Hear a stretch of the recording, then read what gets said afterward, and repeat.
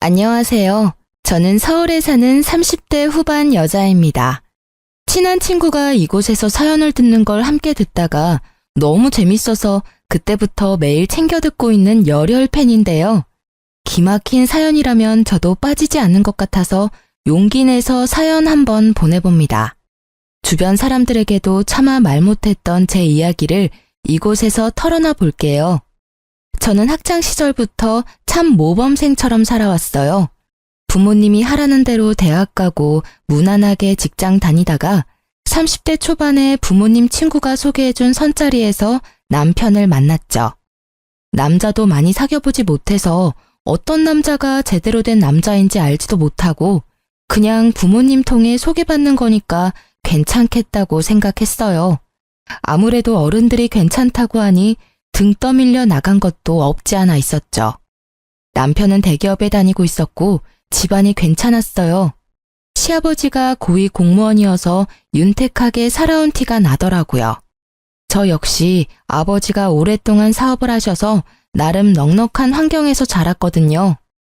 사실 선짜리 꽤 나왔는데 영 마음에 차지 않았거든요. 선영 씨는 외모도 집안도 저와 딱 어울리는 게 드디어 제 인연을 만났나 봅니다. 처음 만나서 남편이 이렇게 말을 하더라고요.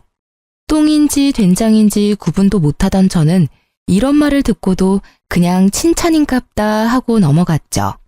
제가 무슨 액세서리도 아니고 뭘 잘 어울려야 되나요? 그때부터 여자를 어떻게 생각하는지 딱 보였던 건데 어릴 때의 전 바보같이 알아보지 못한 거죠. 그렇게 남편의 적극적인 대시로 사귀게 되었고 집안에서 맺어준 거나 다름없어서 결혼식까지 일사천리로 진행되더라고요. 이렇게 든든한 사돈과 한 집안으로 만나게 돼서 참 좋습니다. 앞으로 두 집안 잘 지내봅시다. 우리 선영이가 부족한 점이 많습니다. 실수를 해도 어여삐 여겨주세요. 아유, 걱정 마세요. 이렇게 예쁘고 참한 며느리를 봤는데 뭘 해도 이쁘죠. 양가 부모님도 서로 참 잘 대해주셨고 결혼식에 양가 손님들도 참 많이 왔었어요. 사실 남편을 너무 사랑해서 한 결혼은 아니었고 나이가 차서 떠밀리듯이 했던 결혼이었기 때문에 결혼식 하면서도 실감은 잘 안 나더라고요. 신혼 초까지만 해도 별 문제는 없었어요. 남편도 다정했고 시부모도 쿨하게 잘 대해줬죠. 연락을 자주 하지도 않았고 시댁도 한 달에 한 번 정도 갔던 것 같아요. 좀 거슬리는 게 하나 있다면 남편의 여동생이었죠. 1년 전에 이혼해서 시댁에서 얹혀 살고 있었는데 시댁에 갈 때마다 시누이 노릇을 하려고 해서 슬슬 짜증이 나더라고요. 언니는 어떻게 밥 한 번 안 차리고 매번 먹고 쏙 가요? 며느리 노릇을 전혀 안 하네. 결혼하고 직장도 관둬서 할 일도 없잖아요. 자주 와서 며느리 노릇 좀 해야죠.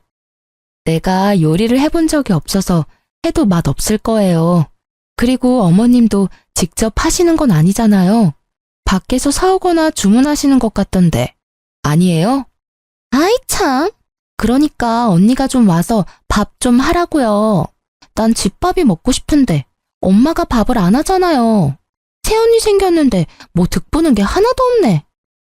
제가 아가씨 밥 해주려고 결혼한 것도 아닌데 말을 좀 이상하게 하네요. 아가씨가 애도 아니고 밥 먹고 싶으면 직접 하면 되죠. 아유 얘, 너 새언니한테 왜 그래? 귀한 집에서 곱게 자랐는데 요리를 해봤겠어? 너도 요리한 적 없잖아.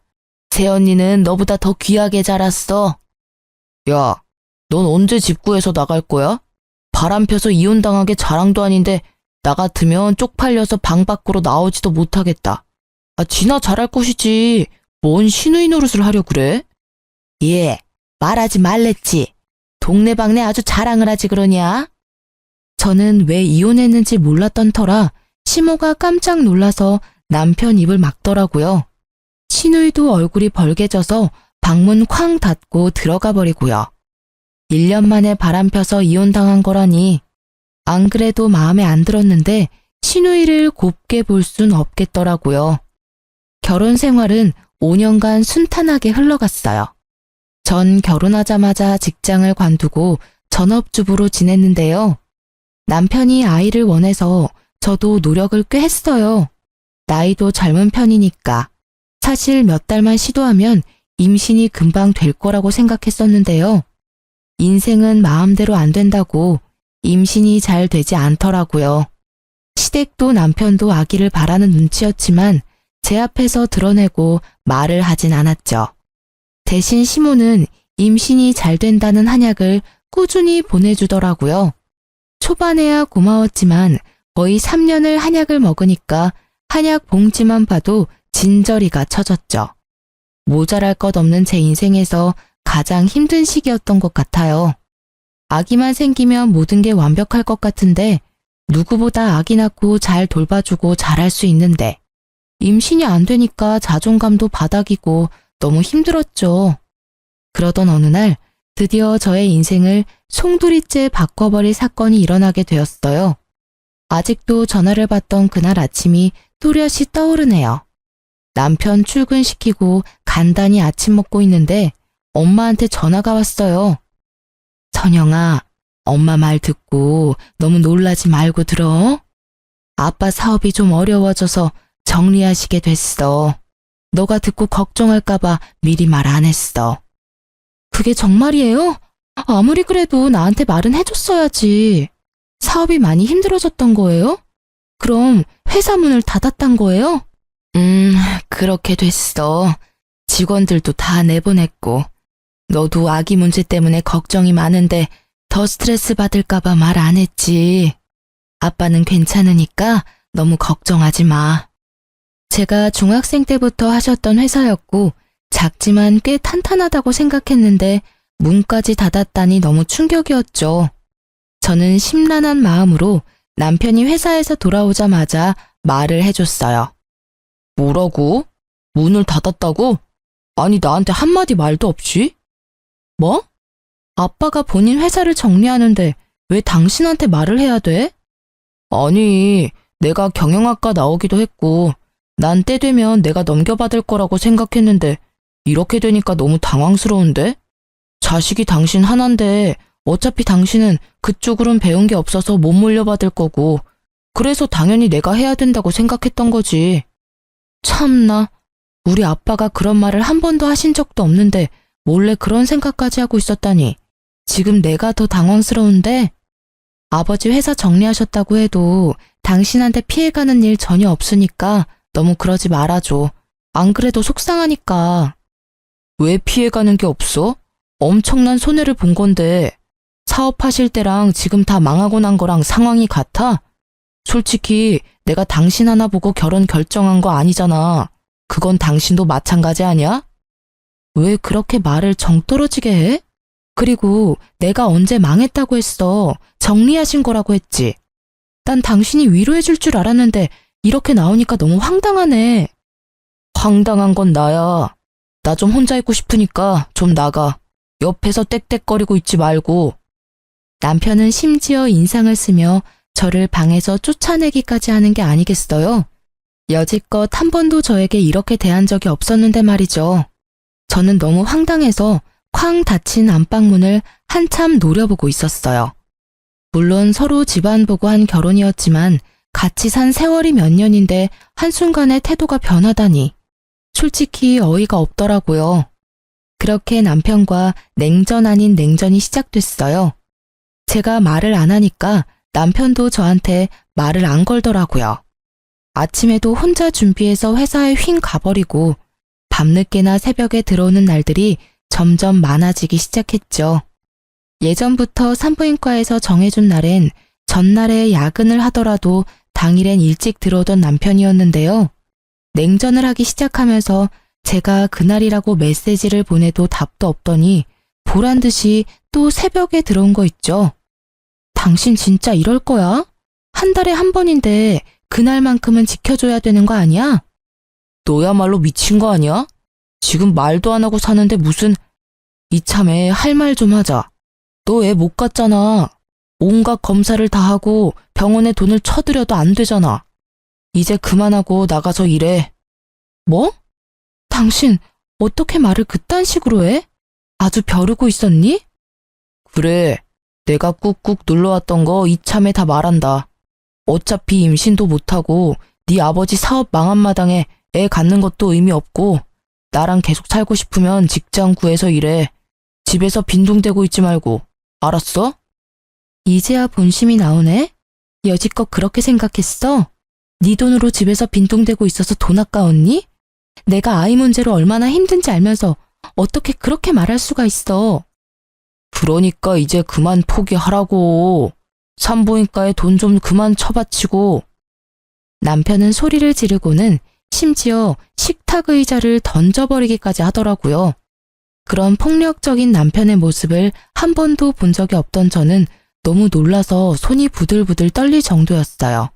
남편은 그 길로 집을 나가버렸고 며칠을 안 들어오더라고요. 저는 안 그래도 힘든 친정에 하소연을 할 수도 없고 들어줄 친구도 없어서 혼자 분을 삭히며 집에서만 웅크리고 지낼 수밖에 없었어요. 그렇게 며칠이 지나고 시모한테 전화가 왔죠. 오늘 집으로 좀 와라.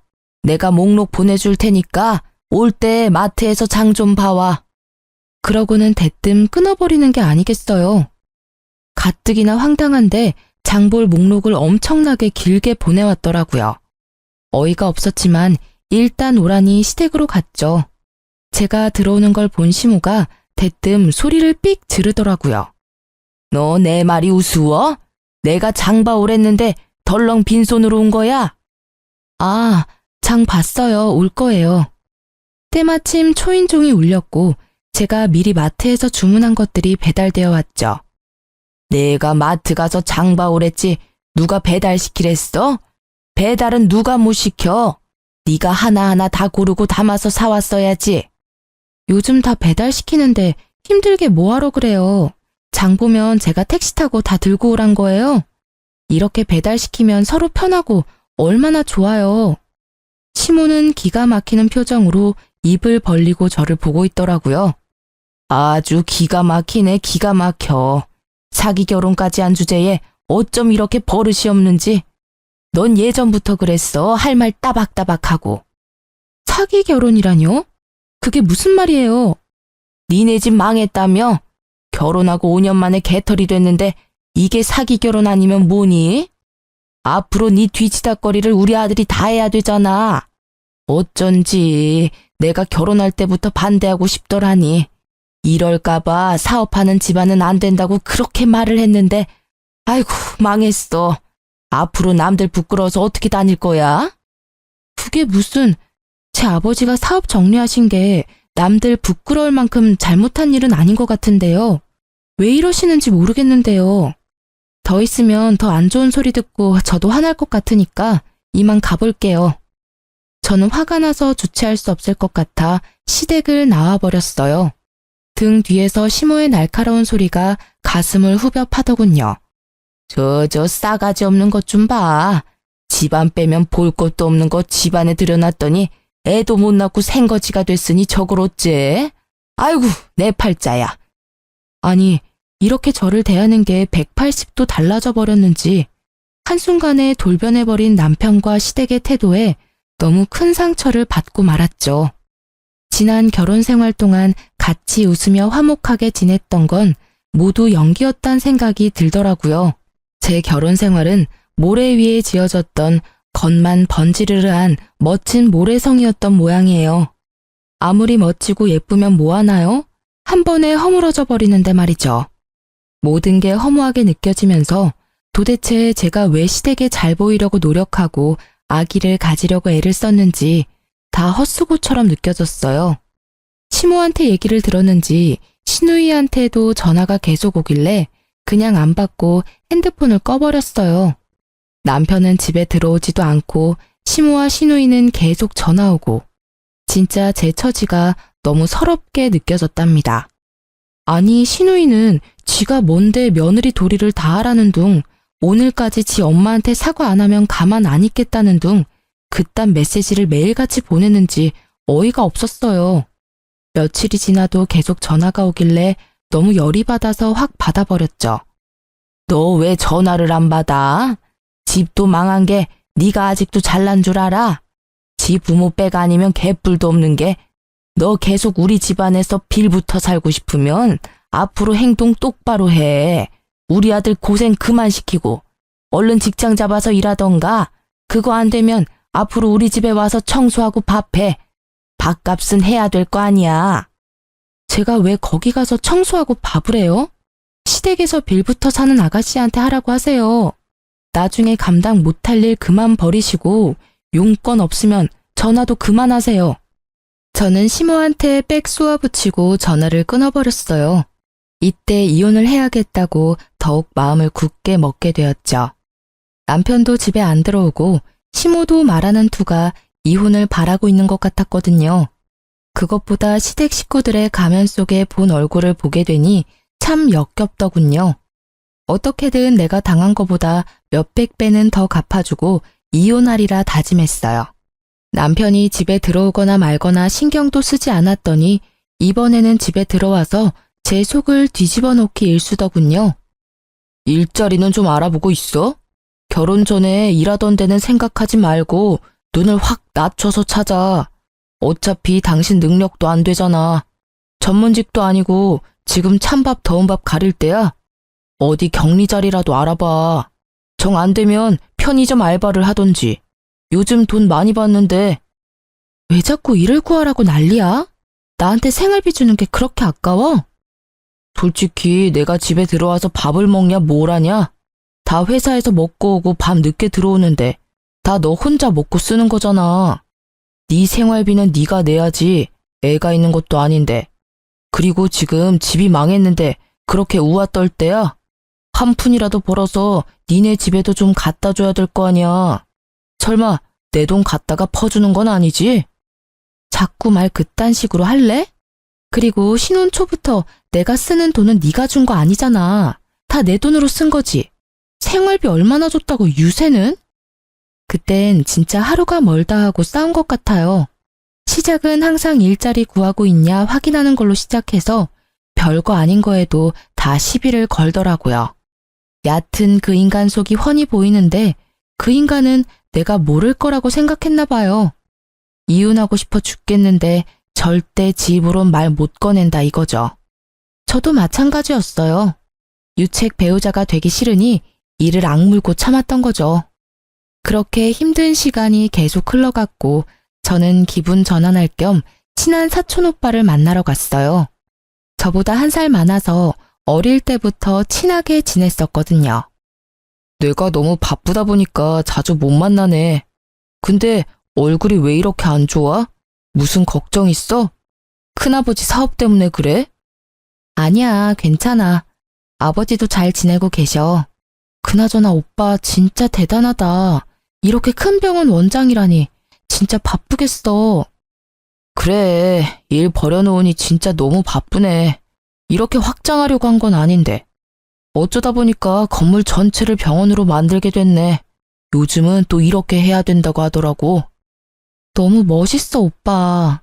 오빠가 정형외과 전문이지만 이렇게 점점 종합병원급으로 늘려가니까 진짜 대단한 거야.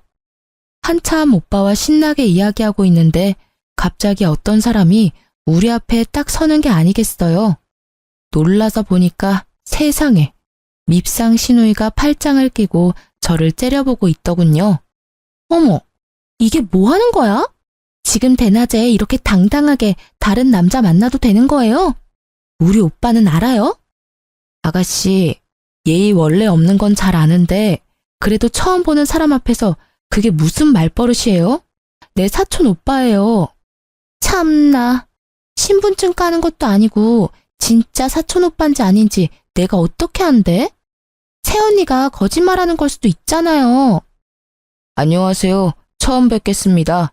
저 선영이 사촌 오빠 맞습니다. 이범준입니다. 이범준? 아, 아까 이 건물 들어올 때 대문짝만한 사진이랑 이름 본 것 같은데?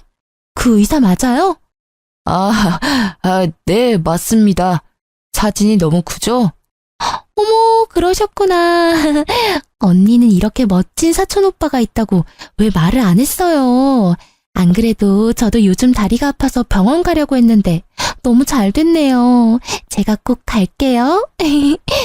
아, 네, 그럼요. 천영이 가족인데 제가 최선 다해서 치료해 드릴게요. 갑자기 신우이 태도가 확 달라지면서 혀 꼬부라지는 소리를 내는데 참 기가 막히더라고요. 억지로 보내려고 해도 신우이가 안 가고 버티고 있기까지 했죠. 마침 나 약속이 끝나서 아무 일정도 없거든요. 이렇게 세연이 밖에서 만난 김에 셋이 같이 저녁이라도 먹을까요? 아니요, 저 지금 집에 가야 돼요. 어머니가 그렇게 매일 당부하시는 대로 오빠 밥 차려야죠. 오빠, 나 갈게. 다음에 봐. 저는 아가씨를 끌고 건물 밖을 나왔어요. 집까지 데려다 달라고 해서 어쩔 수 없이 신우이를 태우고 운전을 해야 했어요. 근데 차춘 오빠 결혼했어요? 나이는 몇 살이에요? 아가씨가 그게 왜 궁금해요? 아니, 너무 훈남이고 직업도 최고니까 궁금하잖아요. 아, 왜 말 안 해줘요? 그런다고 내가 못 알아낼 것 같아요? 오빠는 알죠? 몇 년 전에 이혼했어요. 지금 너무 바빠서 여자 만날 정신 없대요. 됐죠? 어머, 완전 잘 됐다. 우리 둘 다 한 번씩 갔다 왔네. 뭐가 잘 됐다는 건지 진짜 기가 막히더라고요. 어디 지 같은 백수를 우리 사촌 오빠한테 갖다 대는지. 거기다 사돈이잖아요. 더 말하기도 짜증나서 신우 말도 무시하고 그냥 입을 다물어 버렸어요.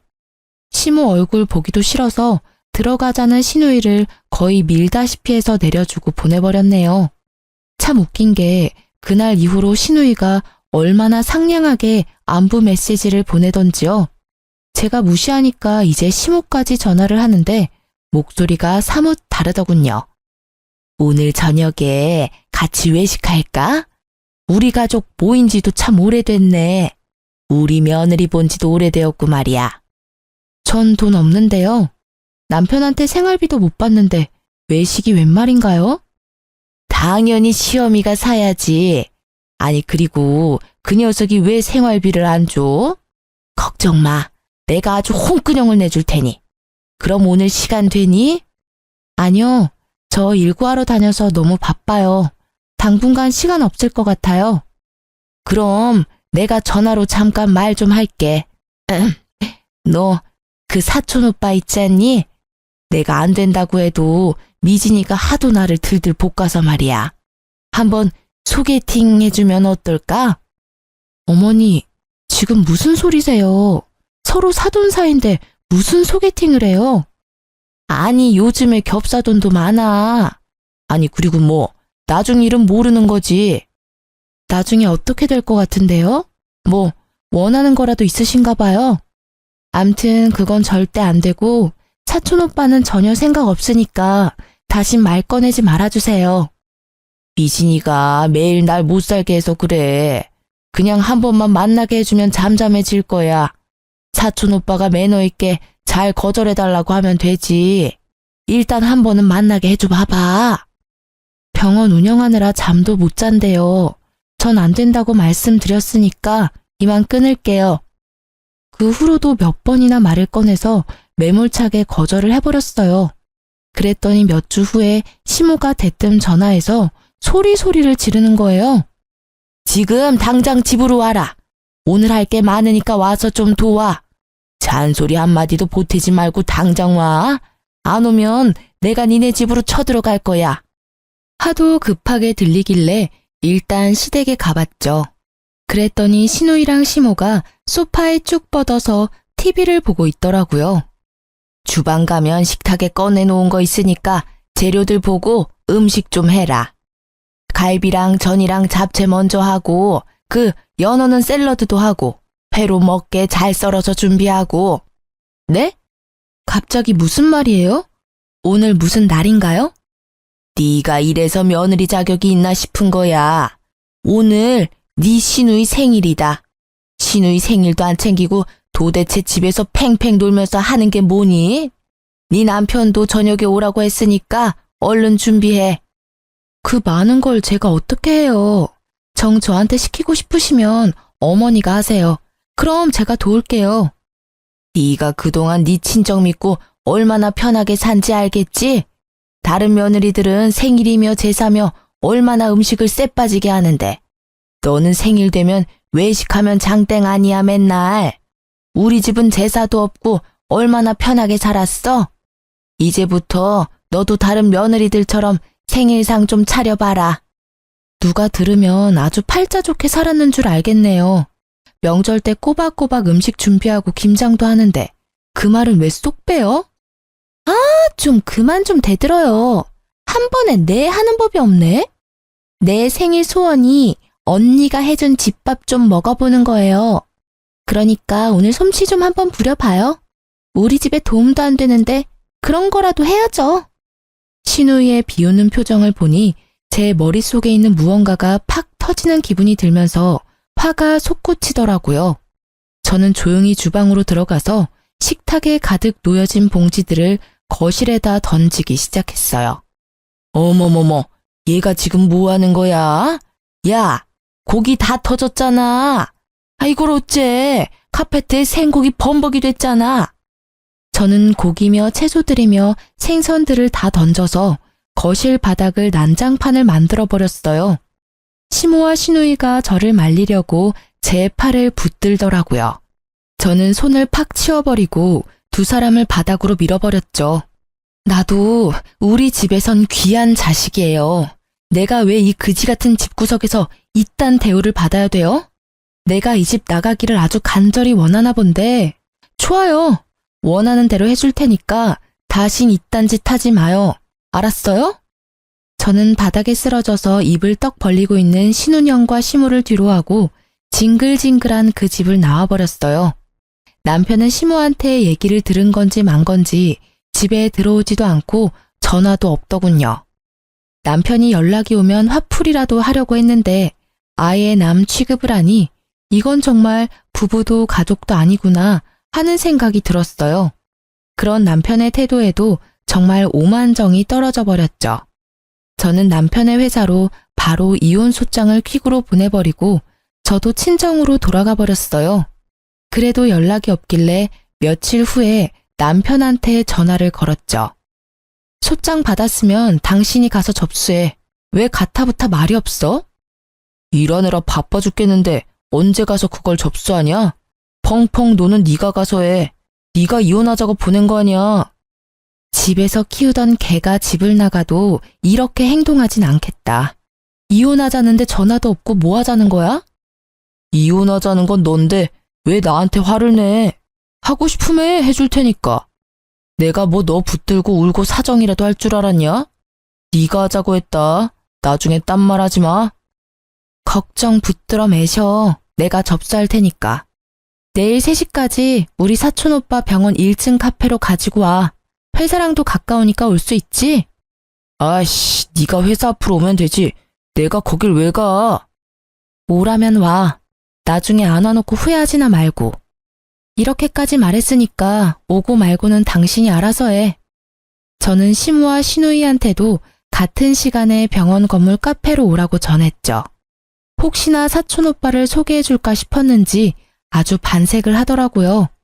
그렇게 다음날 카페로 가서 징글징글한 그 집 식구들을 기다렸죠. 얼마 지나지 않아서 시무랑 시누이가 들어왔는데 시누이가 얼마나 빡세게 꾸미고 왔는지 아주 꼴이 우습더라고요. 아가씨는 아주 샵에 다녀왔나 봐요. 혹시 어디 가요?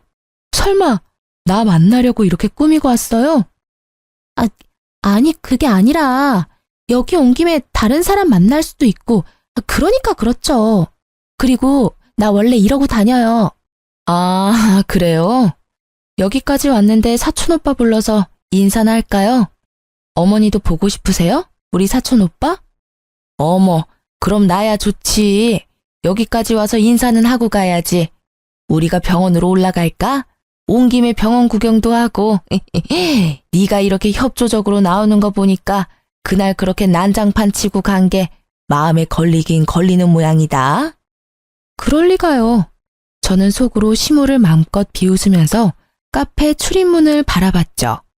마침 사촌오빠가 딱 맞춰서 카페로 들어오더라고요. 사촌오빠를 발견한 시누이가 얼굴이 벌개지며 부끄러워하는 꼴이라니 나이가 어린 것도 아닌데 아주 볼썽사납더군요. 왜 혼자 왔어? 같이 내려오라니까. 아, 지금 올 거야. 아, 처음 뵙겠습니다. 천영이 사촌 오빠입니다. 사촌 오빠가 정중하게 인사를 하자 시모가 아주 흡족한 얼굴로 고개를 연신 끄덕이더라고요. 그때 의사 가운을 입은 한 여자가 우리 쪽으로 걸어왔죠. 아, 언니, 왔어요? 이쪽은 내 전시모, 전신우이. 이분은 사촌 오빠랑 곧 결혼할 분이에요. 같이 일하는 의사시고요. 뭐? 결혼을 한다고? 아니, 근데 뭐, 전시모? 이혼할 마당에 그럼 뭐라고 소개를 해요? 모르는 아줌마라고 할 수는 없잖아요. 결혼을 한다고? 참나, 완전히 바람둥이 아니야. 별꼴이야 진짜. 근데 왜 날 여기까지 오라고 한 거야? 네 주제 파악 좀 하라고 불렀다. 왜? 바람 펴서 이혼당한 백수 주제에 어디 감히 의사를 넘봐. 지야말로 지부모한테 얹혀 살면서 돈 한 푼 벌어본 적 없는 주제에. 자, 네 눈으로 똑똑히 보고 주제 파악 좀 하셔. 이게 진짜 보자 하니까 아주 막 나가네. 이런 꼴 보여주려고 하늘 같은 시무를 여기까지 오라 마라 한 거야? 이게 아주 나를 제대로 농락을 하네? 그게 끝은 아니고요, 아줌마. 내가 차마 우리 부모님한텐 이런 꼴을 보일 수가 없어서 우리 오빠한테 좀 부탁을 했네요. 오빠, 말해줘. 이 건물이 누구 거고 오빠가 누구한테 월세 내고 있는지. 군아버지가 건물주시지. 네가 건물 관리하니까 다달이 너한테 월세 내고 있고. 뭐? 네가 이 건물 월세를 받는단 말이야? 네 아버지 건물이라고? 네 아버지 사업 쫄딱 망한 거 아니었어? 내가 내 입으로 우리 아버지 사업 망했다고 한 적 있어요? 정리했다고 했지. 대개 아들이 국어를 못하는 건지 말을 못 알아듣는 건지 정리했다는 말 이해 못해요? 우리 집 멀쩡히 잘 살고 있고 이 건물 말고도 부동산이 몇 갠데 누구한테 망했대. 대개 아들이랑 댁 남편 한 달 월급 합쳐도 이 건물 한 달 월세보다 적어요. 뭘 좀 알아보고 사람을 무시하던지 해야지. 이게 다 무슨 말이야? 그게 정말이야? 이 건물이 장인어른 거라고? 뒤늦게 도착한 남편이 제일 중요한 말은 다행히 다 들었더라고요. 얼굴이 하얘져서는 파르르 떠는데 얼굴이 가관이었어요. 저는 남편 손에서 툭 떨어진 서류 봉투를 재빨리 집어들어 확인했죠. 역시나 이혼 서류가 들어있더라고요. 이건 내가 지금 접수할게. 법원에서 보자고. 여보, 잠깐만. 나 이혼 서류 주러 온 거 아니야. 당신 어떻게든 설득하려고 이렇게 달려온 거라고. 여보, 이혼은 절대 안 돼. 우리 그동안 대화를 너무 안 했잖아. 응? 일단 우리 얘기 좀 하자. 아니면 그동안 못 갔던 여행을 좀 갈까? 여행 같은 소리 하고 있네. 연기를 하려면 좀 제대로 해. 다 티나. 난 당신 집구석의 본 모습을 똑똑히 봤고 그동안 내가 결혼 생활 내내 했던 모든 노력이 다 헛짓거리였단 걸 알게 됐어. 너야말로 얼굴이 잘났니? 아님 전문직이기래? 뭘 잘났다고 나를 무시해? 다신 네 얼굴 보기 싫으니까 당장 내 앞에서 꺼져. 여보, 내가 다 잘못했어. 난 당신 집이 너무 어려워져서 당신이 힘들까봐 일을 좀 하라고 추천했던 거지. 당신 집에 건물이 그렇게 많은지 몰랐지. 왜 진작 나한테 말을 안 했어? 내가 알았으면 우리 사이가 이렇게까지는 안 됐잖아. 그래, 얘 말이 맞다. 가족끼리는 비밀이 없어야지. 어쩜 그런 사실을 감쪽같이 속이니? 니네 집이 그렇게 부자인 걸 알았으면 우리가 사업 접은 거 가지고 그렇게 걱정을 했겠어? 더 이상 어떤 말도 듣고 싶지 않아서 저는 무시하고 가려고 뒤돌았어요.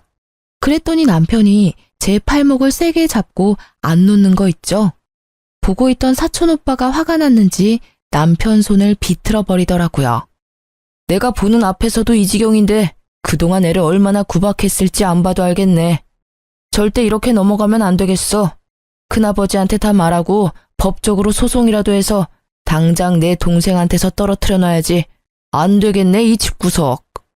사촌 오빠가 저를 데리고 카페를 나왔고 저는 그 길로 친정에 가서 그동안 있었던 모든 일을 말할 수밖에 없었죠. 아버지는 화가 나셔서 합의가 아닌 소송 이혼을 하자며 당장 변호사에게 전화하셨고 엄마는 제 손을 잡고 눈물을 흘리셨어요. 네가 천의 고아도 아니고 왜 이렇게 힘든 일을 가지고 혼자 끙끙 앓았어? 당장 아빠 엄마한테 말했어야지.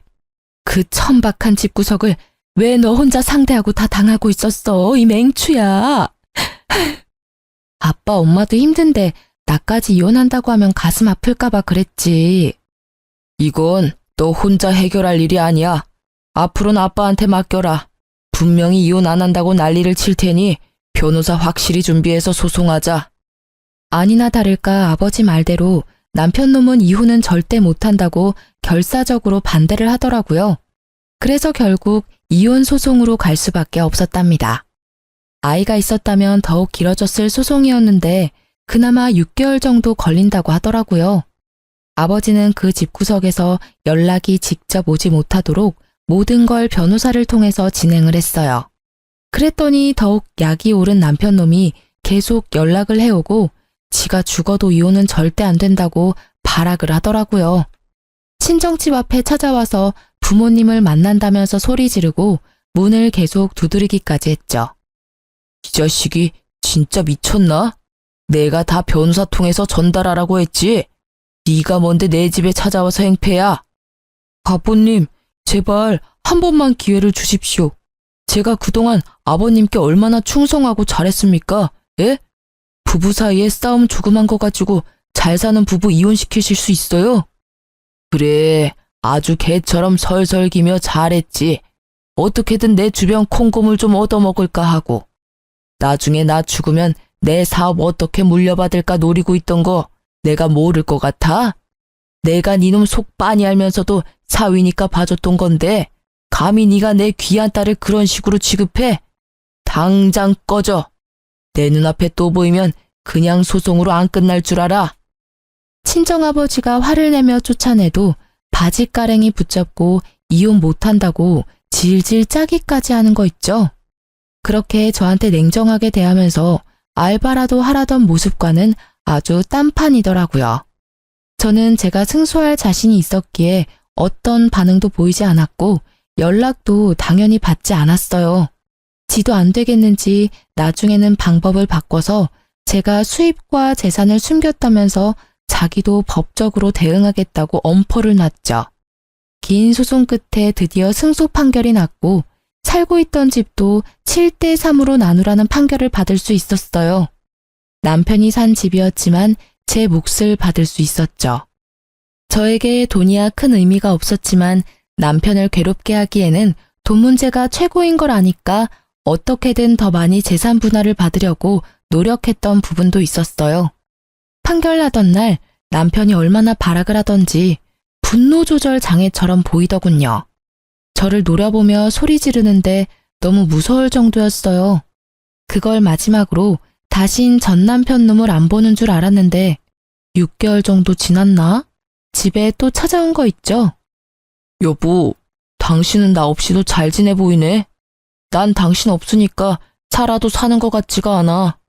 여보, 우리 다시 합칠 수 없을까? 여기 또 찾아오면 바로 경찰 부른다고 했지? 이혼한 지가 언젠데 왜 온 거야? 당장 꺼져. 전 남편은 얼굴이 아주 초췌해져 있더라고요. 한눈에 봐도 정상적으로 보이지 않았죠. 아무리 생각해도 날 일으켜줄 수 있는 건 당신뿐이야. 여보, 우리 제발 다시 시작하자. 내가 정말 잘할게. 내가 당신 마음을 아프게 했다면 한 번만 용서해줘.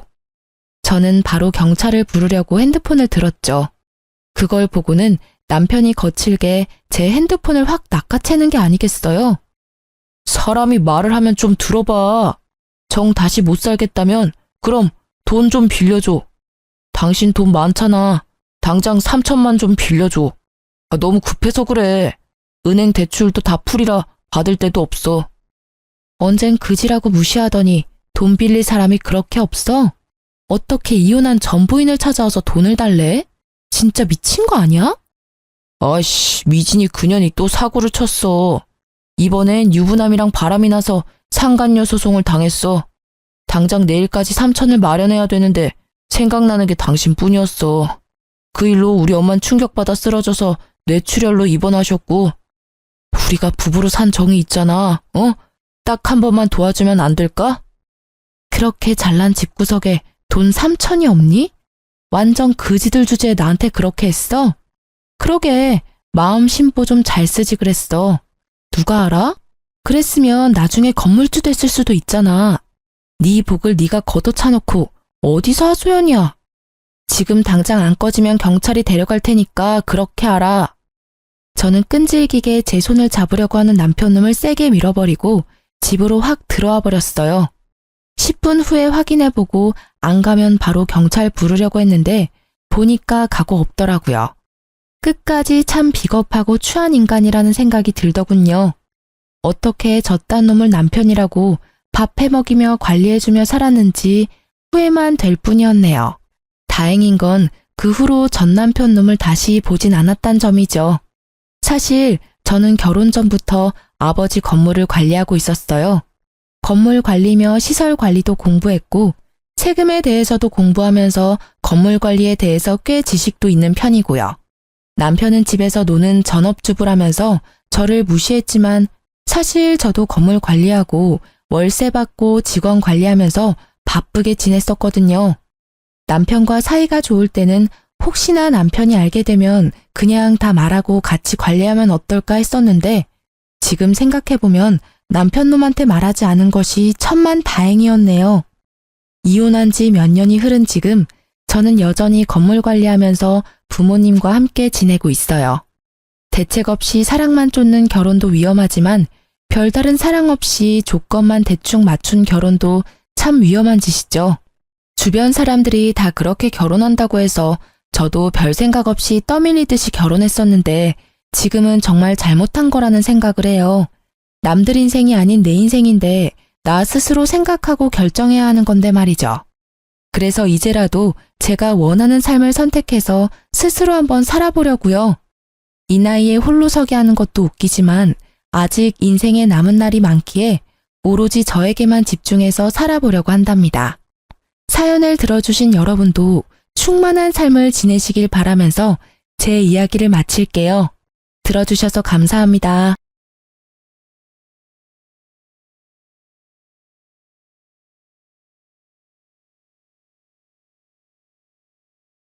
안녕하세요. 저는 딸을 하나 둔 30대 초반의 돌싱녀입니다. 저도 제가 이렇게 이른 나이에 이혼을 하고 이렇게 사연을 올리게 될 줄은 몰랐죠. 제가 남편과 결혼을 하게 된 결정적인 원인은 속도 위반에 있었습니다. 남편과 저는 소개팅으로 만난 사이였어요. 서로 말이 잘 통하고 개그 코드도 맞았기에 저희는 금방 친해졌고 사귀게 되었죠. 사실 그 당시에는 결혼까지 생각한 건 아니었어요. 그러기엔 제가 너무 어렸으니까요. 그런데 크리스마스 날에 둘 다 술을 마시고 실수를 한 거죠. 그렇게 딸아이가 생겨서 결혼을 하게 된 거였어요. 그래도 사랑하지 않는 사람은 아니었고 언젠가는 결혼을 해야 하는데 그날이 일찍 온 것뿐이라고 저를 다독이며 결혼의 앞날이 반짝이기만을 기대했어요. 그런데 시모와 만난 날에는 그 기대가 푹 꺾이더라고요. 저를 보는 시선이 쎄하더라고요.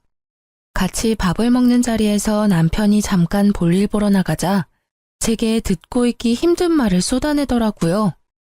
너 같은 게 언감생신 내 아들을 넘보다니 분수를 모른다며 애가 져서 결혼하면서 네가 우리 아들 앞길 막은 거다라고 엄청난 악담을 하셨죠. 그때 이 결혼에 대해 다시 생각해봤어야 했는데 이미 생긴 아이에게 아빠 없이 자라게 하는 건 너무 가혹하다는 생각으로 참고 견뎠어요. 결국 시모의 혹독한 소리에 저는 결혼과 관련된 모든 것을 조금도 모자람 없이 해내야 했어요. 제 돈으로 혼수를 들이면서 집을 마련하는 것조차 제 돈을 보태야 했어요. 그러나 그 뒤에도 시모의 괴롭힘은 멈추질 않았어요. 그리고 저도 점점 나이가 먹어가면서 참는 게 능사가 아니라는 걸 배워가고 있었어요. 제가 저를 무시하고 매도하는 시모와 처음으로 싸운 건 결혼 3년 만의 일이었어요. 명절 전날 전을 굽기 위해 시댁으로 갔던 저는 여느 해와 다름없이 뜨거운 불 앞에 앉아 혼자 전을 굽고 있었어요. 시모는 앉아서 TV를 보고 있었고요. 남편은 그 자리에 아예 없었죠. 그런 제게 회사에서 전화가 왔더라고요. 전화를 받았더니 급하게 해결해야 할 일이 생겼다며 제게 잠깐만 회사에 나왔다 가라고 하더군요.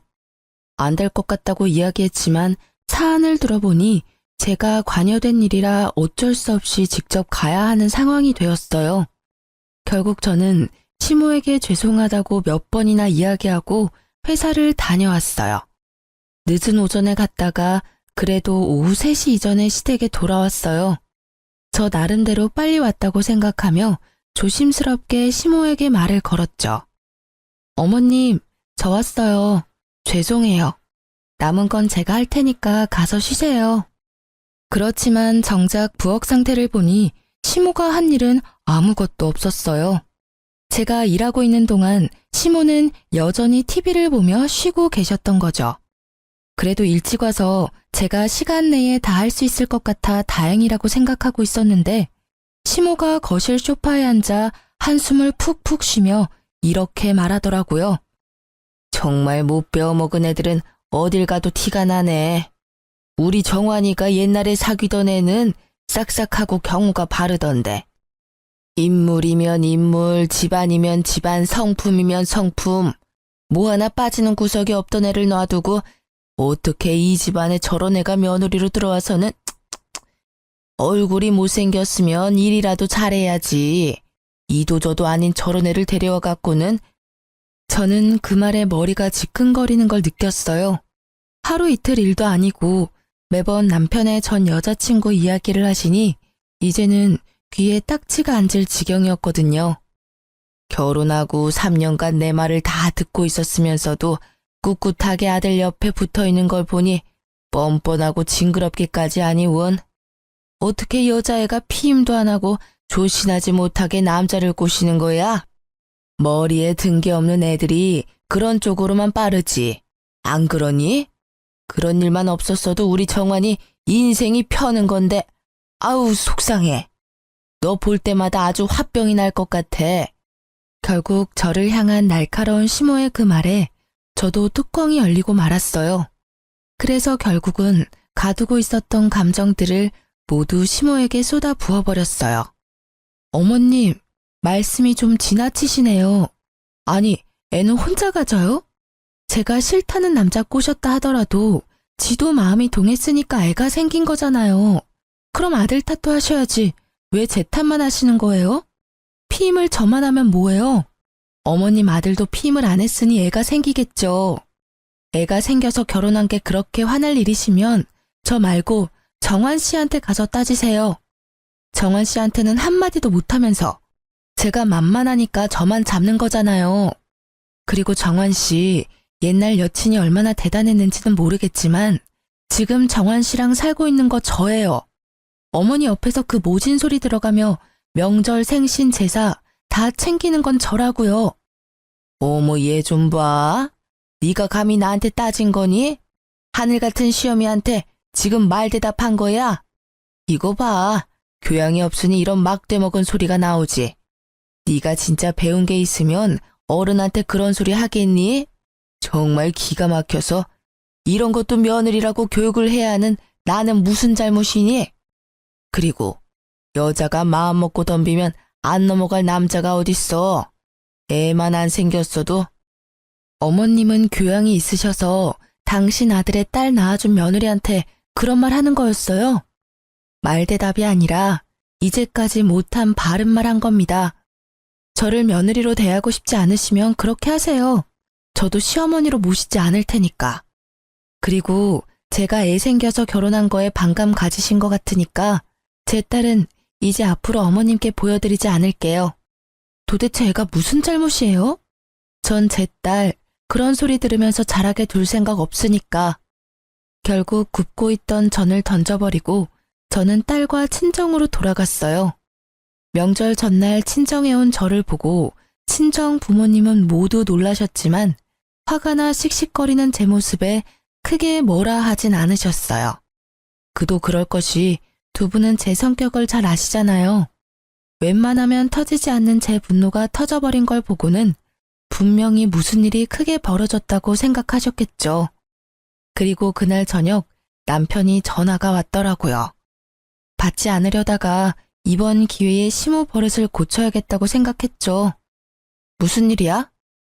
냉정한 제 목소리에도 남편은 제 화내기에 바빴어요. 걱정은 하나도 되지 않는지 다짜고짜 화내는 남편에게 저는 약간 실망감이 들 정도였죠. 무슨 일이라니? 명절 전인데 당신 여기 없는 게 무슨 일인 거지? 명절 준비 안 해? 이렇게 다 팽개치고 뭐 하는 짓이야? 아, 어머님이 당신한테 이야기 안 하셨나 보네. 그러니 당신이 나한테 화를 내지. 무슨 일 있었는지 못 들었어? 내가 명절 전날 친정에 오게 만들 만큼 충격적인 말을 하셨는데 당신한테는 알리고 싶지 않으셨나 봐? 엄마가? 별말 없으시던데. 아, 너 또 잔소리 들었다고 지금 친정 가 있는 거야? 매번 듣는 이야기 때문에 지금 시위하는 거지? 네가 어린애야? 생각을 좀 해봐. 엄마 잔소리가 하루 이틀 일도 아닌데 왜 새삼스럽게 굴어? 잔소리라면 잔소리지. 당신 옛날 여자친구 이야기 꺼내면서 나를 피임도 안 하고 남자 꼬셔서 애 낳은 꽃뱀으로 만들던데 그 잔소리 맨날 하시는 데다가 오늘은 여전히 당신 옆에 붙어있는 내가 징그럽다고 하셨어. 당신 생각은 어때? 이래도 그냥 잔소리야? 이거 거의 인격 모독의 언어 폭력 수준이야. 나 당신을 가져서 결혼했지만 그랬기 때문에 시어머니한테 잘 보이려고 애 많이 썼어. 그런데 여전히 어머니는 나를 며느리로 안 봐주잖아. 그리고 당신 태도도 그래. 와이프가 그런 소리 들으면 좀 막아줘야 하는 거 아니야? 매번 멀뚱멀뚱 남의 이야기 하는 것처럼 아무 말 없이. 그것도 진짜 짜증나는 일인 거 알아? 제 말에 남편도 놀랐는지 잠시 폰 너머로 말이 없더군요. 이제껏 시모가 저를 탓하고 무시해도 참아온 건 저였어요. 남편은 마치 아무런 말도 듣지 않은 것처럼 행동했고요. 이야기를 하다 보니 그런 남편에게 화가 치밀더라고요. 남편은 제 분노에 잠시 머뭇거리나 싶더니 곧 크게 한숨을 푹 내쉬고는 애 어르듯이 말했어요. 당신이 참고 넘기면 될 일이잖아. 늙은 모친이 옛날 생각나서 그런 말 하는 거 그냥 넘기던지 한 귀로 흘리던지 하면 될 일이지. 다짜고짜 정굽다가 날라버리면 뒷수습은 누가 해? 어차피 지금 나는 당신이랑 살고 있잖아. 그럼 상황 끝난 거지. 엄마가 뭐라건 크게 신경 쓰지 말라고. 나도 엄마 잔소리가 별거 아니라고 생각해서 별다른 조치를 취하지 않은 것뿐이야. 엄마가 아무리 그래봐야 우리는 부부잖아. 안 그래? 그걸 어떻게 한 귀로 듣고 흘려. 우리 둘이 이혼하라고 등 떠밀고 계시는데. 이번에 어머님 그 발언은 진짜 선을 넘었다고 생각하거든? 그런 말들은 우리 딸을 욕보이기도 하는 거야. 이참에 내가 말하는데 나 앞으로는 시댁 행사에 참여 안 할 거야. 시댁에서 부르면 자기만 다녀와. 나는 어머님이 나한테 사과하기 전에는 시댁 안 갈 거니까 그렇게 알고 있어. 그게 말이 되는 소리야? 당신 화 좀 풀고 생각을 좀 해봐. 며느리가 시댁에 안 가면 어떡하냐? 우리 집에 식구가 많은 것도 아니고 어머니랑 나 둘뿐이잖아. 늙은 노친의 비위 하나 맞추는 게 그렇게 어려운 일이야? 이제까지 잘해왔잖아. 그럼 앞으로도 그렇게 지내면 되는데 왜 분란을 일으켜? 그래, 비위. 노친네 비위 맞추는 거 어렵지 않지. 그런데 어쩌지? 기분이 더러워서 정말 미쳐버릴 것 같거든. 그리고 정신이 막 오염될 것 같거든. 그러니까 절대로 안 가. 어머님은 나한테 절대 사과 안 하실 테니까 영원히 그 집에는 못 갈지도 모르지. 그러니까 이제까지 어머니랑 내 사이 외면했던 당신이 중간에서 열심히 힘 좀 써. 결국 남편은 제 분노를 이기지 못했죠. 평소 조용하던 사람이 화내면 무섭다는 이야기가 진짜인 건지 화를 내는 제 모습에 놀란 듯 그 뒤로는 시댁 행사에 절 부르지 않았어요. 저는 그렇게 시댁에 가지 않게 됐고 행사가 있을 때나 명절에는 남편만 보냈어요. 시모가 분명히 남편에게 제 욕을 하고 있을 테지만 직접 듣는 것도 아닌데 상관없잖아요. 이렇게라도 시모 얼굴을 보지 않으니 속은 편하더라고요. 그렇게 제 결혼 생활은 잘 유지되는 것 같았어요. 물론 시모와의 트러블이 있었지만 고통받으며 사는 것보다는 훨씬 좋았거든요. 다른 사람과 척을 지고도 이렇게 편안한 건 그만큼 제가 그동안 스트레스를 많이 받았던 거라고 생각해요. 이 홀가분함이 오래 갈 거라고 생각한 것도 잠시, 정작 결혼 생활을 무너뜨린 건 시모가 아니라 남편이더라고요. 여느 때와 마찬가지로 일하고 돌아온 남편이 목욕하러 들어간 시간에 저는 집 청소에 열중이었어요. 그리고 마지막으로 청소하려고 들어간 드레스룸 정중앙에 검은색의 작은 카드 지갑이 떨어져 있는 걸 발견했죠. 그걸 주워들었는데 약간 이상하더라고요. 납작해야 할 카드 지갑이 울퉁불퉁했어요. 카드 수납칸에 카드가 아닌 다른 게 들어가 있는 것처럼 보였거든요. 이상한 마음에 슬쩍 보았더니 웬 목걸이가 들어가 있더라고요. 그걸 꺼내서 손에 담아보니 한눈에 봐도 고가인 목걸이가 반짝거리더라고요. 그걸 이리저리 둘러보는데 남편이 마침 욕실에서 나오더라고요. 자기, 이거 뭐야? 목걸이가 자기 지갑 안에 있던데? 뭐야, 갑자기 남의 지갑을 봐. 사생활 침해인 거 몰라? 제 모습을 본 남편은 마치 유령이라도 본 것처럼 기겁을 해서는 제게 달려와 목걸이와 카드 지갑을 낚아채 가더라고요. 왜 그렇게 격하게 반응해? 뭐 수상한 물건이야? 내 말에 남편이 들고 있던 목걸이를 잠깐 보더니 제 손에 다시 올려주더라고요. 그러면서 제게 좀 더 부드러운 말로 이야기했어요. 수상한 물건이라니. 이건 당신한테 줄 선물이었거든. 당신이랑 엄마 사이를 잘 풀어주지 못한 내 탓도 있고 해서 미안함과 고마움을 담아 겸사겸사 산 거야. 진짜? 내 거라고? 너무 예쁘다. 고마워, 여보. 난 기념일도 아닌데 무슨 일로 이런 걸 샀나 했어. 자기도 이제야 내가 얼마나 힘들었는지 알았나 보네. 봐, 시댁에 혼자 다니니까 힘들지? 정말 비싸 보인다. 얼마 정도였어? 그리고 보증서는 없어? 많이 비싼 건 아니야. 그래도 싸지는 않지. 당신한테 주는 건데 너무 싸구려는 좀 그렇잖아. 그리고 케이스랑 보증서는 차 안에 있어. 내일 집에 들어오는 길에 가져올게. 근데 이거 왜 지갑에 넣어왔어?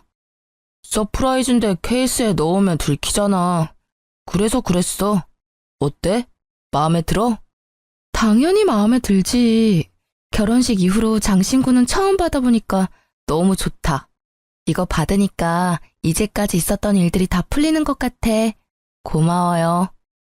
남편은 뜨뜨미지근한 모습이었지만 이때 저는 기쁨으로 가득 차서 그런 의심은 날아가 버렸죠.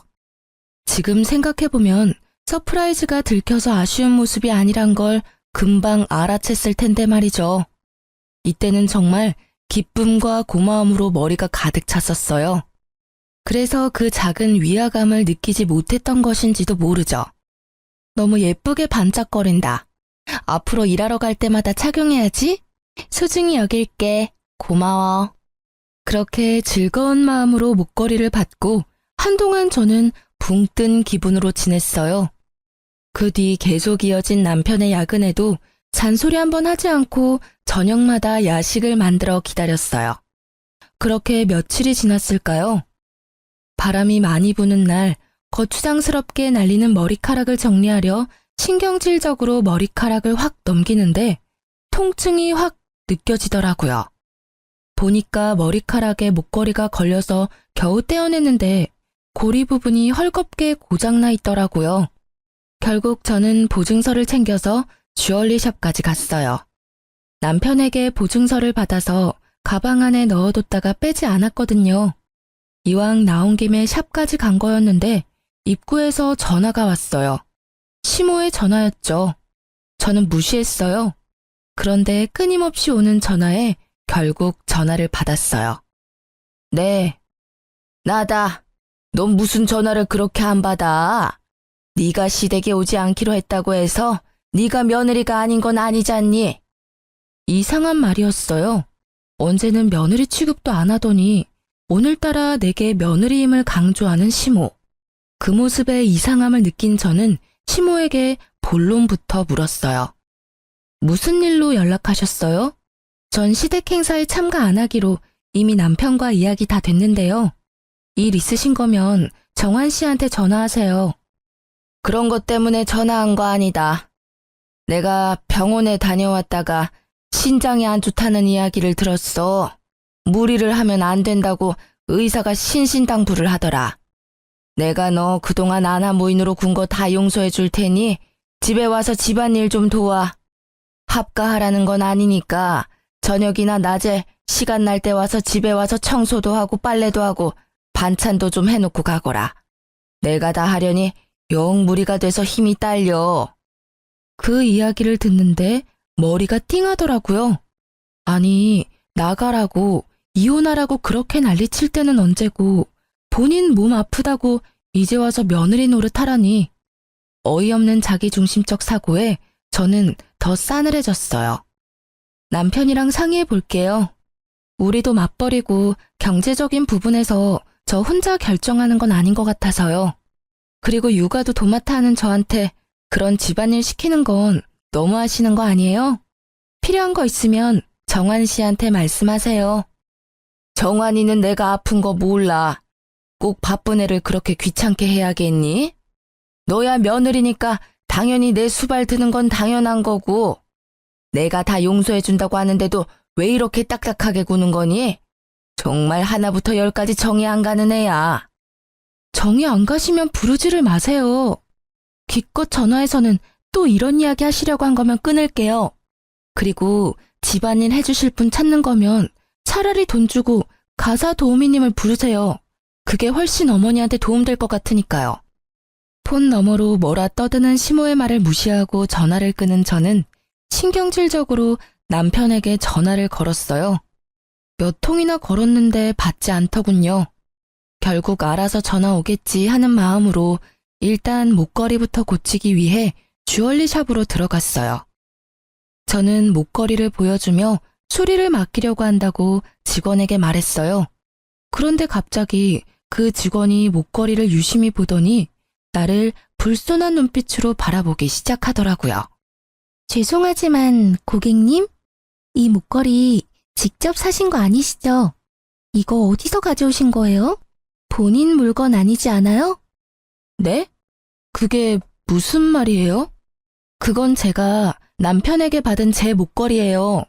보증서도 있는데 보여드릴까요? 거짓말하시면 문제가 더 커지세요.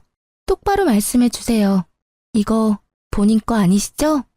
갑자기 도둑 취급받은 저는 당황하며 보증서를 꺼내 보여줬어요. 보증서를 보던 직원은 눈에 띄게 당황하더라고요. 보증서 때문이 아니라 제가 말한 남편이라는 말을 듣고서요. 진짜가 맞는지 확인해 보세요. 이걸 사러 왔단 사람 얼굴도 보여드릴 수 있어요. 그럼 누가 산 건지 확인이 되겠죠? 여차하면 남편 불러와도 상관없고요. 직접 사왔다고 했으니 CCTV도 있을 거고. 제 말에 직원의 얼굴이 갑자기 사색이 되더라고요. 처음엔 그 모습이 저를 도둑으로 몰아서 그런 거라고 생각했어요. 죄송해요. 제가 착각했나 봐요. 그런데 그런 것 치고는 처음에 직원이 너무 과하게 아는 척한 게 신경이 쓰이더라고요.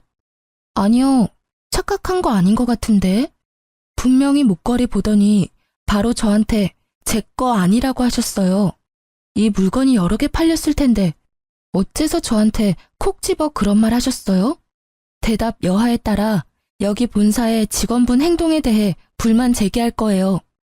거의 협박이나 다름없는 제 말에 직원은 울상을 지으며 자기가 알고 있는 걸 실토했죠. 죄송해요. 사실은 그 목걸이 뒤에 작게 이니셜이 되어 있는데 제 친구가 선물 받았을 때 새긴 거랑 똑같아서. 저는 쎄한 마음에 목걸이 뒤쪽을 살펴봤어요. 그랬더니 아주 작게 이니셜이 되어 있더라고요. 그런데 제 남편 이름, 제 이름의 이니셜이 아니었어요. 거기 새겨진 날짜도 저의 기념일이 아니었고요. 그런데 그 이니셜을 보니 딱 하나 기억이 나더라고요. 그 이니셜과 똑같은 이니셜을 가진 남편의 전 여친이. 저는 황급히 폰을 꺼내 남편 사진을 보여주며 말했어요. 이 목걸이 산 사람이 이 남자가 맞나요? 직원이 고개를 끄덕이자 저는 머리로 순식간에 열이 오르는 것을 느낄 수 있었어요. 온몸이 부들부들 떨렸죠. 배신감과 분노로요. 전 여친과 여태껏 만나고 있으면서 나를 속인 남편이나 아프다는 이유로 며느리 취급도 안 하던 내게 이제와 며느리 노릇하라며 식모처럼 부리려고 하는 시모까지, 이 시댁에 있는 인간들에게 한 줌 남아있던 미운 정까지 뚝 떨어졌거든요. 그 자리에 있는 직원들이 불쌍한 사람처럼 나를 보는데 어찌나 부끄럽던지. 저는 그 자리에서 결심했어요. 그 집안과 인연을 끊겠다고요. 그날 저녁 저는 남편을 기다리고 있었어요. 그런데 남편은 밤늦도록 들어오지 않더군요. 자정이 되자 메시지가 하나 오더라고요. 오늘 본가에서 잘 거야. 라는 문자.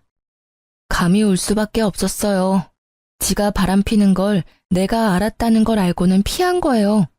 그 직원이 상간녀의 친구였으니 바로 이야기해줬겠죠. 저는 남편의 행동이 너무나 괘씸해서 참을 수 없었어요. 이런 일이 생겼다면 제게 찾아와 울고불고 싹싹 빌어도 용서해 줄까 말까인데 아예 상종을 하지 않겠다는 그 생각이 열받았어요. 어차피 인연 끊는 거 이 남자 아니라 시댁에 이야기하면 될 것 같아서 다음날 아침이 되자마자 저는 시댁으로 찾아갔어요.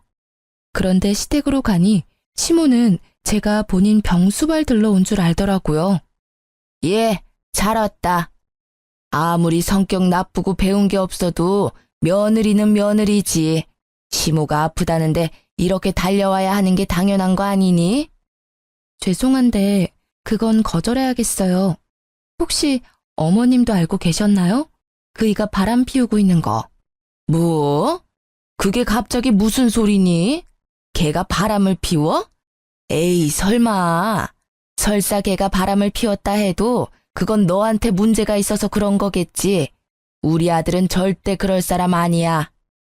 어쩌면 이렇게 아들 사랑이 대쪽 같은지. 지 아들놈이 바람을 폈어도 원인 제공자는 너다 라고 말하는 게 참 얄밉고 꼴보기 싫더라고요.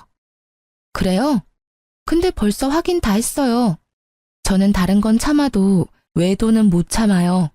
그 사람이 바람을 피워서 이미 우리 집은 끝났어요.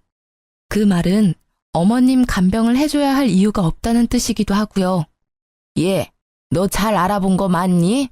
본인한테 확인도 안 하고 나한테 와서 그렇게 이야기해도. 확인은 이미 끝났고 저는 이혼할 생각이에요.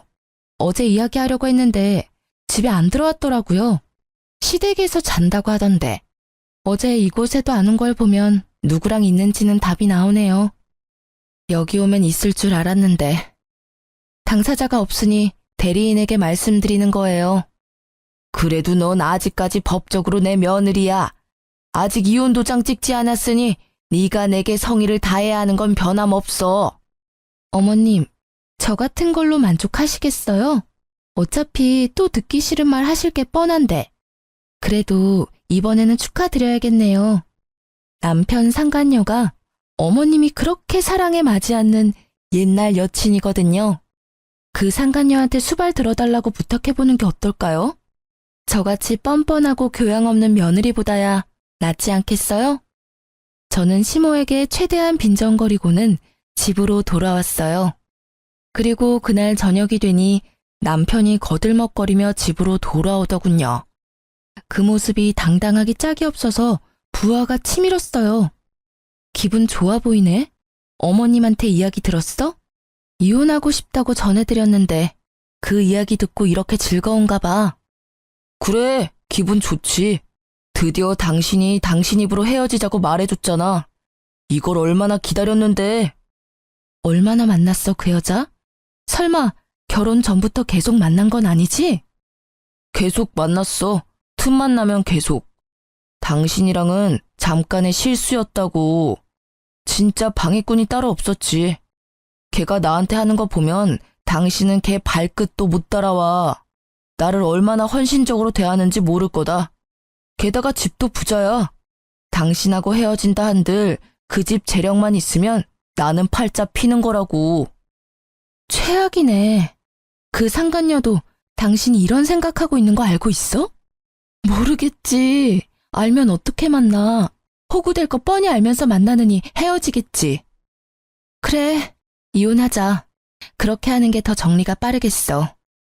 그런데 네 입으로 결혼 기간 동안 상간녀 만났다고 말했으니 이번 이혼의 유책 배우자는 당신인 거 확실해졌네? 방해꾼은 사라져 줄 테니까 위자료나 넉넉히 준비해놔. 나는 내가 당한 정신적 고통까지 싹 다 위자료 받을 거니까.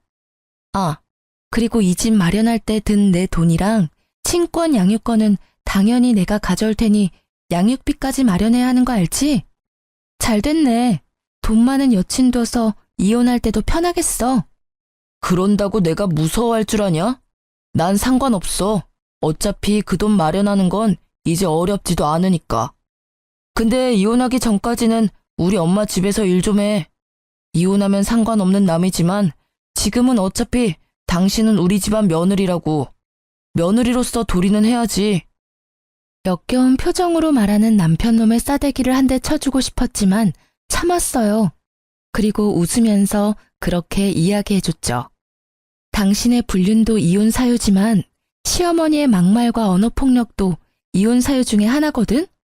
나한테는 그걸 거부할 권리도 있어. 나도 바보가 아니야. 이제까지 어머님이 하시는 말 그냥 곱게 듣고 넘긴 줄 알았어? 녹음 다 해놨으니까 나는 이제 그쪽에 볼 일 없어. 사랑하는 네 여친한테 네 엄마 병수발 시키던지. 곱게 자란 여친이 그걸 할 수 있을지는 모르겠지만 뭐 알아서 잘들 하겠지. 남편은 제 말에 입을 꾹 닫더라고요. 더 이상 시모 병수발 들라는 미친 소리는 안 하겠지 싶었죠. 그리고 이후 남편과는 합의가 아닌 소송을 하게 됐어요. 저는 상간녀 소송을 위해 남편의 전 여친을 찾아갔어요. 확실히 예쁘더라고요. 그런데 온몸을 명품으로 휘감고 있었어요. 그 여자도 과시욕이 보통이 아니더라고요. 그리고 그런 그녀의 모습을 보니 이 여자가 남편과 시댁의 돈 보고 불륜을 저지르고 있었구나 예상이 갔어요. 사실 시부가 살아있을 때 시댁은 소위 말하는 잘 사는 집안이었거든요. 그렇지만 사업하시던 시부가 죽고는 가세가 많이 기울었고 사업하며 진 빚을 갚느라 예전만큼 좋지 않아요. 그냥 중산층 정도일 뿐이거든요. 그런데 그 여자는 그것도 모른 채 저한테 주저리 말하더군요. 현명한 결정 고마워요. 어차피 오빠가 저를 잊지 못해서 제게 돌아올 건 기정사실이었을 테니까요. 당신과의 사이에 애가 생기지 않았으면 저와 결혼했을 거예요. 물론 그 시기에 제가 오빠와 헤어져 있긴 했지만 마음까지 헤어진 건 아니었거든요. 제가 오빠와 사귄 게 먼저였으니까 그쪽 분이 저한테는 불륜녀나 다름없는 상황이었거든요. 애가 생기지 않았다면 오빠도 저를 떠나지 않았을 테고 말이에요. 그럼 당신도 애 가지지 그랬어요. 그랬으면 당신한테 돌아가고 내가 버림받았을지도 모르는데 왜 그렇게 안 했는지 궁금하네요. 그때는 별로 그렇게 좋아하지 않았나 보죠? 뭐 어쨌든 이런 말 들으려고 만나자고 한 건 아니고 상간녀 소송할 거니까 그렇게 알고 있으세요. 위자료 준비 잘 하시고요. 그래도 집이 잘 사는 것 같아 다행이네요. 온통 명품이라 위자료 못 받을 걱정은 안 해도 될 것 같아요. 어차피 그 위자료도 제가 내는 거 아닌데요. 전 어차피 그만한 돈도 없어요. 오빠가 다 내줄 거예요. 제가 뭐 때문에 오빠랑 결혼하는 건데요. 오빠가 다 알아서 한다고 했으니 제가 신경 써야 할 일은 없는 거죠. 이렇게 만나자고 한 것도 의미 없는 일이지만 그래도 전 와이프인데 인사 정도는 해야 할 것 같아서. 이야기를 들으니 남편을 봉으로 삼으려고 결혼하는 게 한눈에 보이더라고요. 그 오빠는 당신한테서 돈 뜯어내서 위자료 주려고 생각하고 있는데 이 말을 꺼내지 않으려고 얼마나 참았는지 모르죠? 제 발로 죽을 자리 찾아가는 상간녀를 제가 말릴 필요가 있나요? 그냥 제 꾀에 제가 넘어가는 걸 감상하는 게 더 재밌잖아요. 그래서 저는 한껏 웃어줬어요. 상간녀는 제가 괜히 허세 부린다고 생각한 건지 코웃음을 치며 저를 비웃더라고요. 그 모습이 어찌나 가소로운지 하마터면 다 말해줄 뻔했어요. 그치만 그러면 이 여자한테 복수할 수 없을 테니 시댁 상황에 대해서는 함구했어요. 결국 이혼하면서 저는 전 남편에게 위자료를 왕창 뜯어오게 됐어요. 결정이 났거든요. 위자료 결정되자마자 두 사람은 냉큼 혼인신고부터 올렸더라고요. 우습게도 서로의 경제적인 상황도 모르면서 빨리 혼인해서 법적으로 맺어져야 상대방이 자신의 위자료를 내줄 거라고 생각했던 것 같더라고요. 서로가 빈털터리인 줄도 모르고서는 한두 달 동안 카톡 프로필에 달달함 가득에 매일매일 새로운 프로필이 올라오더니 그 뒤부터는 아예 프로필이 각자 독사진으로 바뀌더라고요. 이때쯤 되니 두 사람 관계가 그리 순탄치는 않구나 하는 예감이 들었어요. 그리고 그 예감의 쐐기를 박는 게 전 시모의 연락 때문이었어요. 몇 번을 전화해서 한 번만 만나자고 사정을 하길래 한 번 만나주겠다고 하고 집 근처로 불렀죠.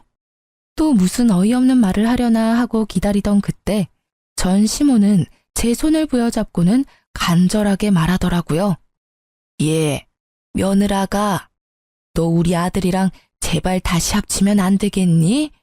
재결합 한번 신중히 생각해봐, 응? 갑자기 이러시는 이유를 모르겠네요. 저희 이미 헤어졌고 더 이상 감정조차 없어요.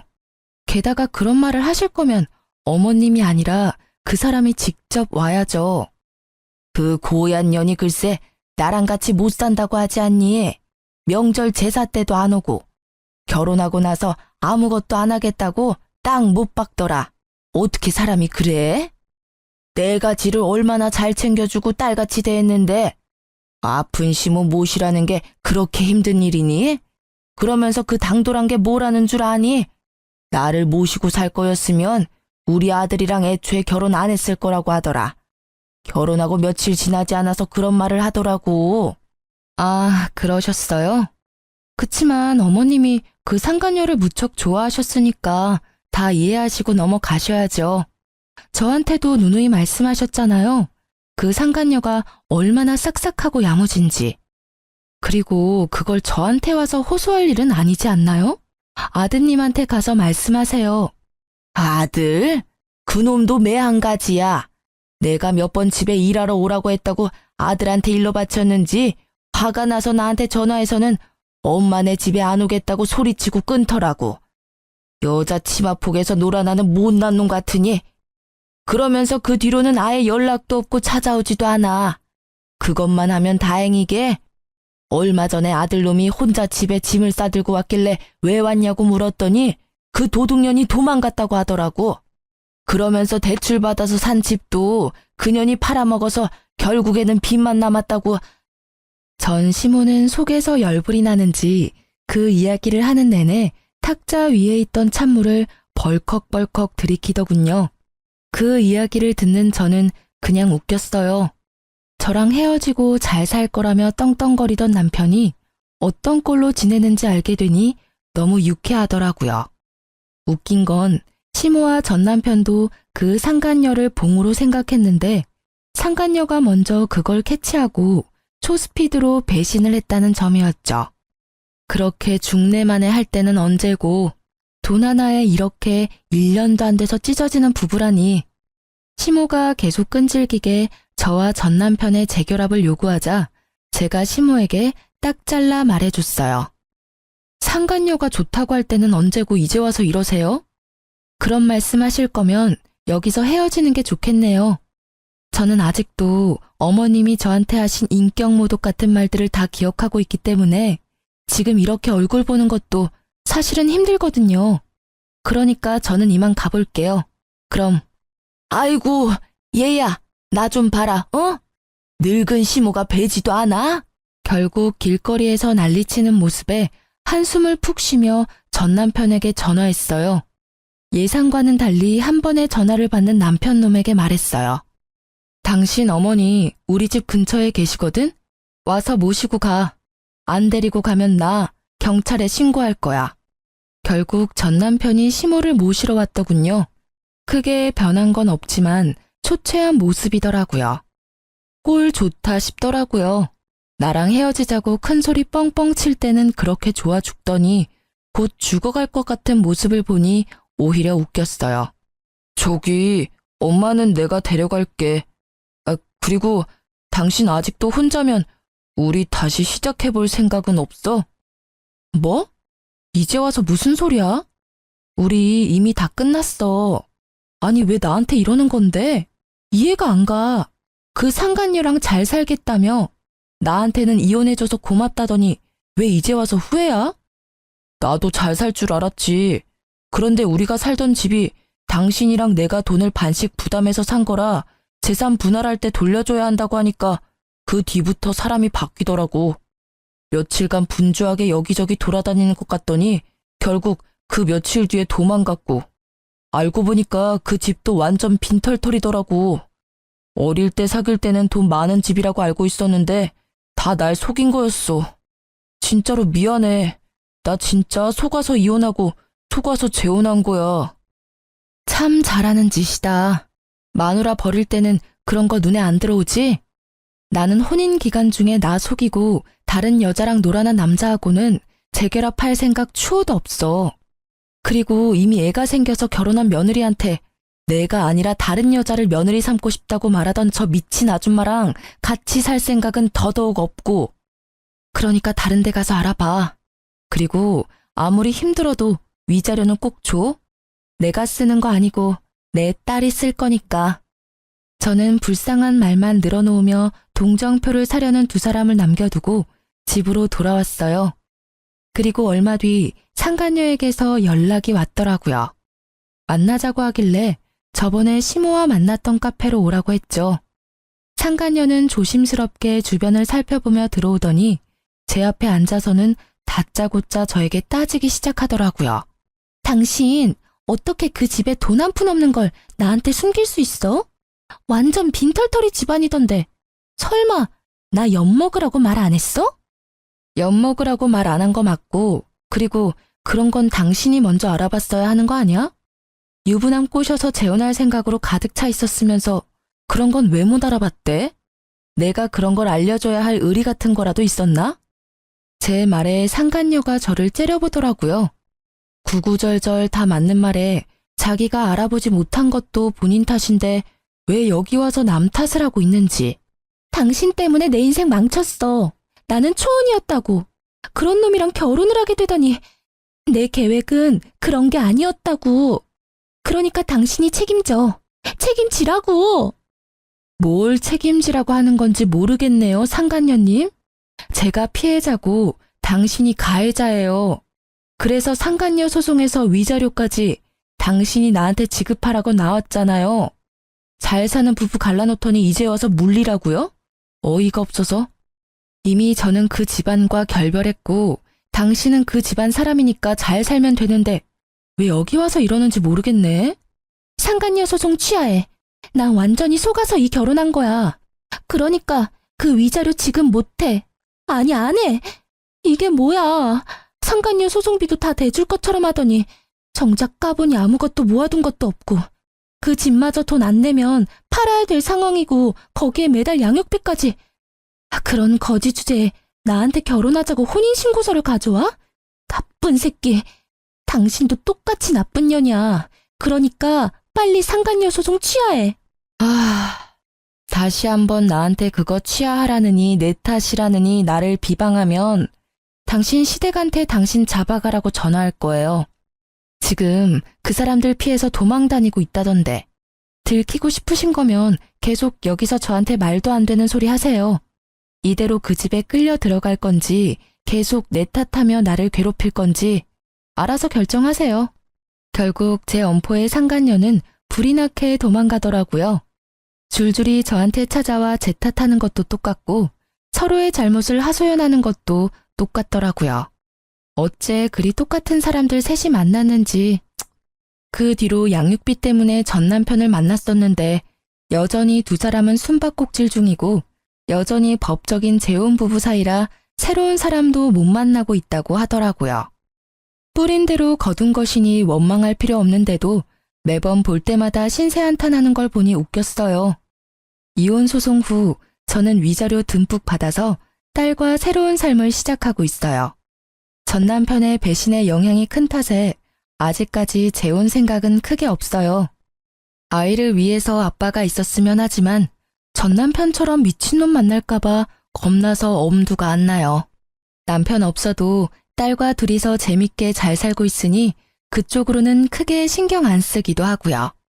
이렇게 제 짧은 결혼 기간의 일을 글로 써보니 저도 평탄한 삶을 살아온 건 아니다 싶네요. 그래도 더 늦기 전에 그 나쁜 남편놈과 헤어질 수 있어서 천만다행이라는 생각을 해요. 이혼 초반에는 싱글맘으로 일하랴 애보랴 힘들 때도 있지만 그럴 때는 시모와 남편의 횡포에 시달렸던 그때를 생각했어요. 그러면 없던 힘도 솟아났거든요. 넉넉하지 않아도 지금 마음은 어느 때보다 더 편해졌어요. 주변에서 많이 걱정해 주시지만 3년이나 지난 지금은 걱정할 필요 없을 만큼 잘 살고 있어요. 함께 걱정해 주셨던 분들과 저를 지탱해 주셨던 분들에게 감사한 마음으로 하루하루를 살아가고 있어요. 그리고 지금 외도로 힘들어 하실 분들이 만약 제 글을 보신다면 용기를 내세요. 참고 있다가는 언젠가 폭발하거나 무너져 버릴지도 모르니까요. 제 사연이 저와 비슷한 일을 겪는 분들에게 작게나마 좋은 위로가 되었으면 좋겠어요.